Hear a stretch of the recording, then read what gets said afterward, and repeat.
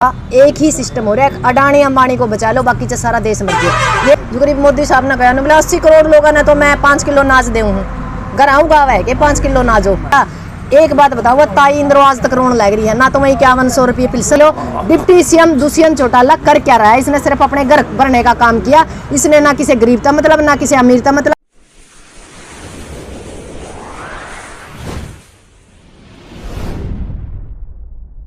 जी। तो जैसे अभी खबर आई है, जैसे 2-1 दिन पहले कि जो पंचायत मंत्री है देवेंद्र बबली जी, उन्होंने एक बड़ा ही अटपटा जवाब दिया है कि जो पावर है सरपंचों की वो पंचों को दी जाएगी अगर वो सही तरीके से अपनी लाइन पर नहीं आते। तो इस पर आपकी क्या कुछ कहना है? मेरा इसके बारे में कहने का ये विचार है कि देवेंद्र बबली या जो हरियाणा सरकार है या भी काम नहीं कर रही, तो इनसे भी नीचे कोई होगा, मैं पहला अपना वाली शक्ति न उड़े डिवाइड कर दे।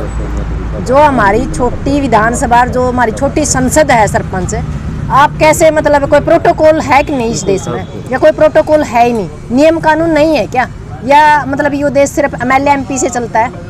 ये जो बेहुदा बयान है, इन बयानबाजियों को बंद करें और जो हमारे सरपंच हैं उनकी आवाज़ सुनने का काम करें। जो ई टेंडरिंग है इसको ख़त्म किया जाए, क्योंकि हमारी विधानसभा और संसद छोटी सरपंच, जो हमारी सबसे छोटी इकाई है वो सरपंच है, जो गांव की मेन समस्याओं को फोकस सिर्फ सरपंच कर सकता है। या फिर यदि उनको ये लगता है कि सरपंच 2 नंबर का काम करते हैं या पैसा खाते हैं, तो हम कहते हैं एमपी एमएलए मुख्यमंत्री प्रधानमंत्री सभी पैसे खाते हैं, तो इस पे सीधा राष्ट्रपति शासन लागू किया जाए और सीधा काम एक जो हमारा लेवल होता है, जो हमारे सरकारी कर्मचारी होते हैं, यानी एक सिस्टम के साथ किया जाए। इन लोगों की भी हमें कोई खासी सी जरूरत नहीं। एमपी एमएलए हमने मतलब कोई देखने के लिए और हमारे देश के जो पैसे हैं उनको खाने के लिए नहीं रखा। यदि बेईमान है सरपंच, बेईमान है तो एमएलए भी बेईमान है, मुख्यमंत्री भी बेईमान है, प्रधानमंत्री भी बेईमान है, इस देश का सारा ही शासन प्रशासन बेईमान है। वो आदमी उंगली करने से पहले एक बार ये सोचे कि आप किसकी तरफ उंगली कर रहे हैं। और मैं सरपंचों से भी कहना चाहूँगी, जो राइट टू रिकॉल है ये सिर्फ सरपंचों पे लागू ना होना चाहिए। मैं तो कहती हूँ इसको राष्ट्रपति, प्रधानमंत्री, मुख्यमंत्री और सबके ऊपर लागू हो। हम इस चीज़ के लिए तैयार हैं, पर इसका मतलब ये थोड़ी अभी कल्ले कल्ले जीम जेंगे। और रह गया देवेंद्र बबली ने 13% जी लैगा ना, मतलब ये मामला खाया है, पैसे खाए हम कमा।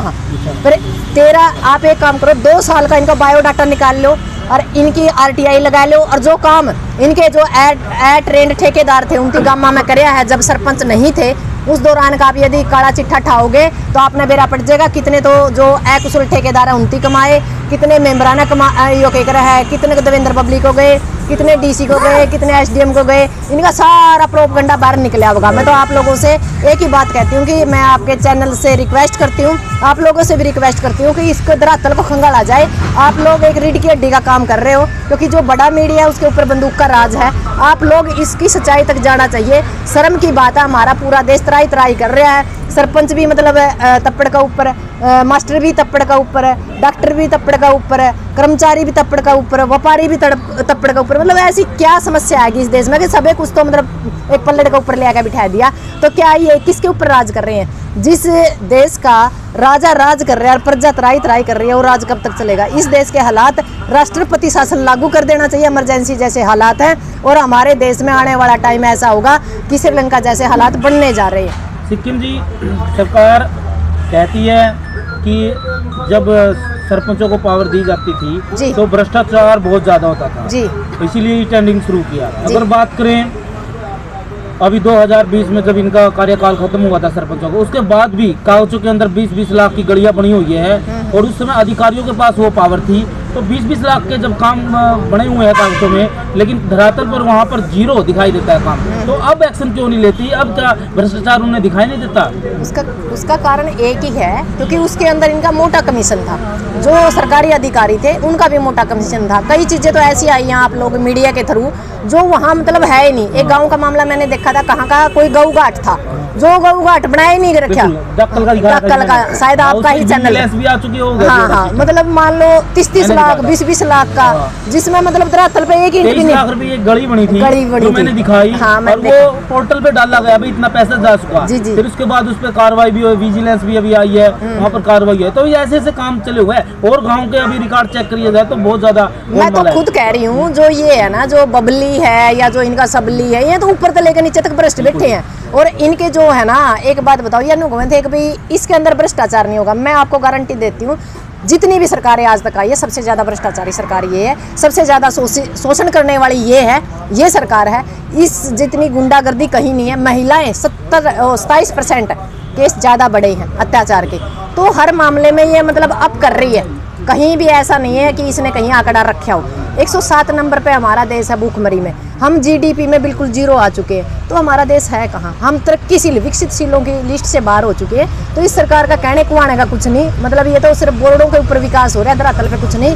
बिल्कुल तराई जैसी मतलब हालात है। हमारे देश बिल्कुल आर्थिक स्थिति बिल्कुल कमजोर है। आप ले बताओ 40,000 बच्चे यूक्रेन पढ़ाई के लिए गए थे।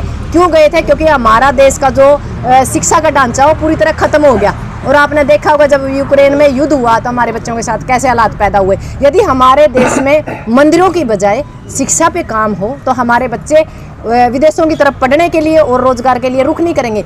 ये भारत देश ऐसा था जो विदेशी यहाँ से कमा के लेके जाए कर दे। पहली बार ऐसा है कि भारत के बच्चों को कमाने के लिए, अपना पेट भरने के लिए, रोजी रोटी के लिए विदेशों का रुख करना पड़ रहा है। ये हमारे लिए सबसे दुर्भाग्य की बात है। और हमारा देश बिल्कुल, हम ये कह सकते हैं भी पाकिस्तान और भूटान से भी नीचे आ गया, और फिर भी ये कहते हैं नहीं भी विकासशील देश है, तो शर्म की बात है। इन दो कौंसलों से कुछ नहीं होना। सरकार नंबर 1 का नारा लगाती है, पहले भी लगाती थी, लेकिन अगर बात करें भ्रष्टाचार में, अपराध में, बेरोजगारी में नंबर 1 सीमा पर है। जी हाँ। और सरकार नारेबाजी करती है कि नंबर 1 हरियाणा बनाए। हाँ, डंका बज रहा जी, विदेश तक डंका बज रहा है हमारी भूखमरी का, हमारी गरीबी का, हमारे बच्चों के शोषण का। हम कमाने के लिए जा रहे हैं तो विदेशों के अंदर डंका बज रहा है। पहला दूसरी तरिया बज रहा था, अब दूसरी तरिया। आपने भी देखा होगा एक अडानी कांड हो रहा है, उसको देखने के लिए तैयार नहीं है। इतनी कुकेन हीरोइन मिलने लग रही है, उसकी कोई मतलब छानबीन नहीं है।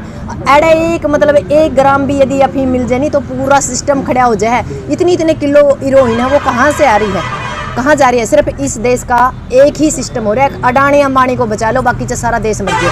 ये अडानी अंबानी की वजह से आज हमारा देश खत्म होने लग रहा है। LIC एक ऐसा सिस्टम था जिसमें मध्य वर्ग का पैसा लगा हुआ था, वो भी डूबने लग रहा है। तो हम कहाँ है? ना हमारे बैंक सुरक्षित है, ना LIC सुरक्षित है, ना रेल सुरक्षित है, ना मतलब हमारी क्या कह रहे हैं हवाई जहाज सुरक्षित है। हमारा देश का जो आर्थिक ढांचा था वो सारा बिक चुका है, हमारे पास कुछ नहीं है। आपने देखा भी होगा जब हमारे बच्चे यूक्रेन में फंसे हुए थे, हमारे पास खुद का जहाज नहीं था हमारे देश का, वो सब कुछ प्राइवेट था।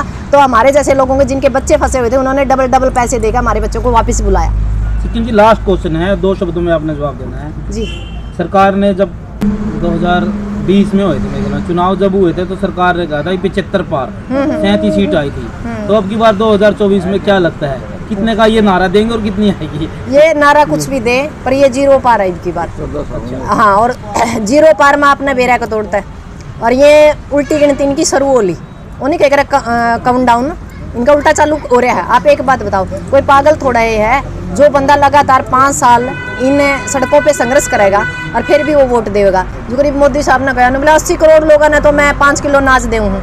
घर आऊँ गाँव है कि 5 किलो अनाज हो, 5 किलो अनाज ये लोग उगाने वाले हैं। और आज हमारे पास खाद्य उद्यान, आपने शायद पता नहीं होगा, जायका पता कर लो। सरकार की जो पॉलिसी है, हमारे जो अनाज के गोदाम है वो खाली पड़े हैं। कारण पता क्या है?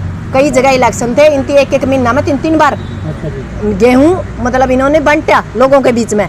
तो आज हमारे पास दूसरे देश जो भूखमरी के कगार पे है, कहीं मतलब अकाल पड़ा है या किसी कारण से, जैसे यूक्रेन में भी दिक्कत है अनाज की, एक संकट चला हुआ है। उन लोगों ने जब अनाज मांगा तो इनके पास देने के लिए अनाज नहीं था। नहीं, हमारे पास 10 साल आगे तक का अनाज होता था, पर इन लोगों ने सिर्फ वोट के ऊपर और 5 किलो अनाज के ऊपर वोट खरीदने के चक्कर में हमारा जो खाद्यान्न का सिस्टम था उसको भी खत्म कर डाला अंदर खाते की। ये रिपोर्ट है।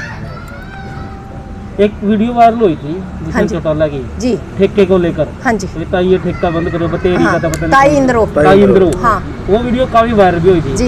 लेकिन इसी ने वो महकमा लेकर और लोगों को ठेके दे रहे हैं, तो इसमें क्या आपकी मेरी तो ये राय है, जैसे दिल्ली का जो हमारा डिप्टी CM पे कार्रवाई हुई है ना, एक बार यूं मार लगा भी काला चिट्ठा सा देख लें। देखना तो है इनती, आज नहीं तो 10 दिन पाछे देखना। पर हमने कहा डिप्टी CM का नंबर लग गया, दिल्ली का लग गया तो हरियाणा में मेरे ख्याल में जल्दी ये लग जाएगा। हमने उम्मीद है हरियाणा सरकार तक, क्योंकि जो हमारी केंद्र की जो भी पार्टियां हैं उनसे हमेशा क्षेत्रीय पार्टियों को खत्म करे, और यूँ इसका शिकार हो गया।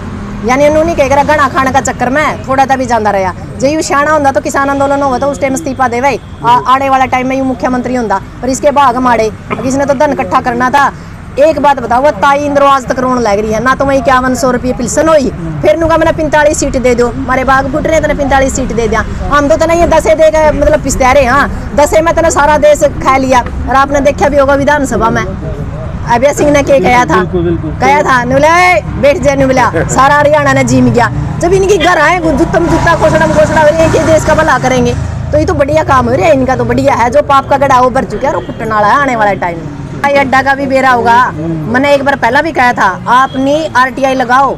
खुद दुष्यंत चौटाला की एक कंपनी है, नकली कंपनी, जो सिर्फ कागजा में है, उनकी जो वो अंतरराष्ट्रीय हवाई अड्डा नहीं बना था जड़ा आज गल, फिर वह हवाई अड्डा वह सिर्फ वह जहाज दो ये जाएंगे ना, तो उड़ता कोई उड़ता ना कोई उड़ता चढ़ता, सिर्फ दौड़ने के लिए, गंदगी फैलाने के लिए हिसार देखा है। मतलब हिसार की जो जमीन है उसको रिक्वायर कराया इस सरकार ने।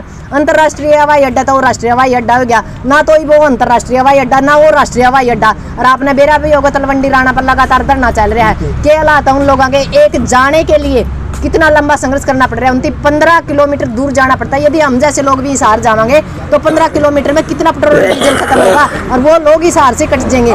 सिर्फ मतलब एक हवाई जहाजों को धोने के लिए हिसार का इतना बड़ा स्ट्रक्चर इनकी खराब कर दिया। तो सोचने की बात है, वहाँ की जो जमीन है ना आसपास की, वो भी दुष्यंत चौटाला के एक कंपनी के तहत खरीदी गई और फिर उसको बेचा गया। आज वो हालात ये हैं कि वहाँ के जो लोकल है, जो जमीन की ले बेच कर रहे थे, वो लोग आज प्रॉपर्टी डीलर मतलब अपनी जिंदगी और मौत के बीच में जूझ रहे हैं कि वो मरे तो मर कड़ा, क्योंकि इतना पैसा लगा दिया उनकी कि उनके समझ में नहीं आ रही। और अब उस प्रॉपर्टी की जो कीमतें वो बिल्कुल डाउन हो गई और प्रॉपर्टी डीलर पूरी तरह खत्म हो गए, उनका परिवार खत्म हो गया है। 15 गांव लगातार रोड के लिए संघर्ष कर रहे हैं, पूरा देश तराई तराई कर रहा है। तो आप देख लो डिप्टी CM दुष्यंत चौटाला कर क्या रहा है। इसने सिर्फ अपने घर भरने का काम किया। इसने ना किसी गरीबता मतलब, ना किसी अमीरता मतलब, ना इसने किसी बुजुर्गता मतलब, ना इसने ताई इंद्रोता मतलब, ना जैसे किसी की सुरक्षा, ना किसी की शिक्षा, ना किसी को रोजगार। इनकी तो सिर्फ अपना घर भरने का मतलब है।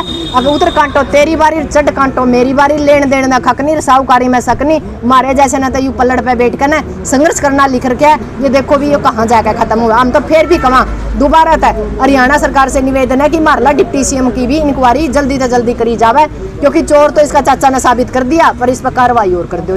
जय हिंद, जय जवान, जय किसान।